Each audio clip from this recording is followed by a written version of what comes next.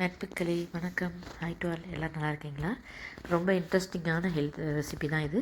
கொஞ்சம் ஹெல்த்தியாகவும் சேர்த்து பண்ணியிருக்கோம்.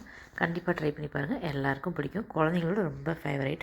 நீங்கள் ஏதாவது பார்ட்டி மாதிரி அரேஞ்ச் பண்ணிங்கன்னா கூட டக்குன்னு முடிச்சிடலாம். எப்படி பண்ணுறதுன்னு பார்க்கலாம் வாங்க.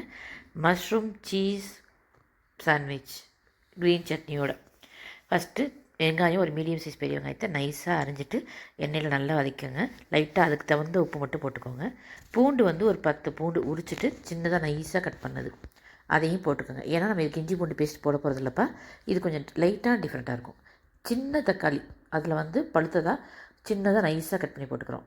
இது எல்லாத்தையும் சேர்த்து ஒன்றா வதக்குறோம். கொஞ்சம் நல்லா வதங்கி வரட்டும். நீங்கள் வந்து உங்களுக்கு பச்சையாக கடித்து சாப்பிட்ற தக்காளி பிடிக்குன்னா கொஞ்சம் முன்னாடி கூட நீங்கள் எடுத்துக்கலாம். நல்லாவே இருக்கும். எங்கள் பசங்களுக்கு வந்து அது கொஞ்சம் இருக்கக்கூடாதுன்னு நினைப்பானுங்க. அதனால் நான் கொஞ்சம் வதக்கிக்கிறேன். அதுக்கப்புறம் நைஸாக கட் பண்ணி வச்ச காளான் ஒரு பாக்கெட் 200 கிராமில் நல்லா நைஸாக கட் பண்ணிவிட்டு அதையும் எடுத்துக்கிட்டு காளான் போடும்போது கொஞ்சம் மஞ்சள்தூள் சேர்த்துக்கிறோம். சேர்த்துட்டு அதில் லைட்டாக அந்த காளானுக்கு தகுந்த அளவுக்கு உப்பு சேர்க்குறோம். ஞாபகம் வச்சுக்கோங்க, வெங்காயம் வதங்கும் போது நம்ம லைட்டாக உப்பு சேர்த்துருக்கோம். அதனால் கவனமாக உப்பு சேருங்க. சேர்த்துட்டு அதை நல்லா வதக்கி விடுங்க. முக்கால்வாசி வெந்து அந்த சுருள்ற பதம் வரும்போது சில்லி சிக்கன் மசாலா சேர்க்குறோம் 1/2 டீஸ்பூன். கொத்தமல்லி தூள் ஒரு 1/4 டீஸ்பூன். மிளகாத்தூள் ஒரு 1/4 டீஸ்பூன். மிளகாத்தூள் நம்ம காரத்துக்காக சேர்க்குறோம். உங்கள் பசங்க காரம் ஜாஸ்தி சாப்பிட மாட்டாங்கன்னா கம்மியாக வச்சுக்கோங்க. இன்னொன்று இந்த க்ரீன் சில்லி சட்னி வந்து நம்ம அரைச்சி சேர்க்க போகிறோம். அதனால் காரம் பார்த்து போட்டுக்கோங்க. இந்த க்ரீன் சட்னிக்கு வந்து புதினா ஒரு 10 தலை சேர்த்துக்கோங்க. கொத்தமல்லி சும்மா 10 தலை கிட்ட கையில் இருக்கிற போட்டுக்கோங்க. இஞ்சி ஒரு 2 துண்டு.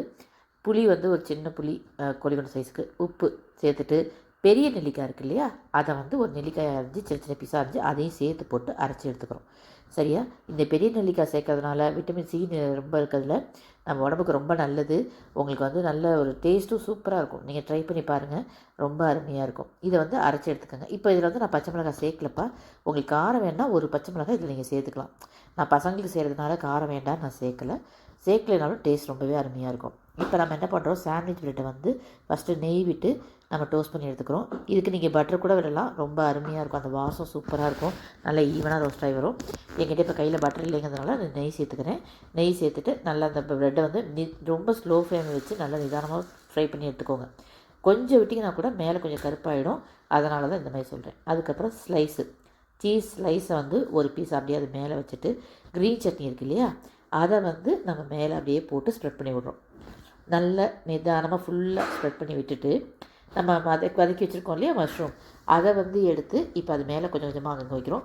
நல்லா பரப்பி விடுங்க. ஈவனாக பரப்பி விட்டுட்டு அதுக்கு மேலே இன்னொரு டோஸ்ட் பண்ண ப்ரெட்டை, ஏற்கனவே லைட்டாக டோஸ்ட் பண்ணி எடுத்த ப்ரெட்டை இது மேலே வச்சு கொஞ்சம் லைட்டாக ஒரு ப்ரெஷர் கொடுத்துட்டு இதை வந்து திரும்பவும் கொஞ்சம் லைட்டாக மேலே நெய் விட்டு திரும்ப ஒரு தடவை டோஸ்ட் பண்ணுற மாதிரி பண்ணி எடுத்துட்டிங்கன்னா சூப்பரான சாண்ட்விச் ப்ரெட் ரெடி. இதை வந்து நான் அந்த சாண்ட்விச் கட்டர் இருக்குது, அதில் வந்து ட்ரையாங்கலாக கட் பண்ணி வைக்கிறேன்.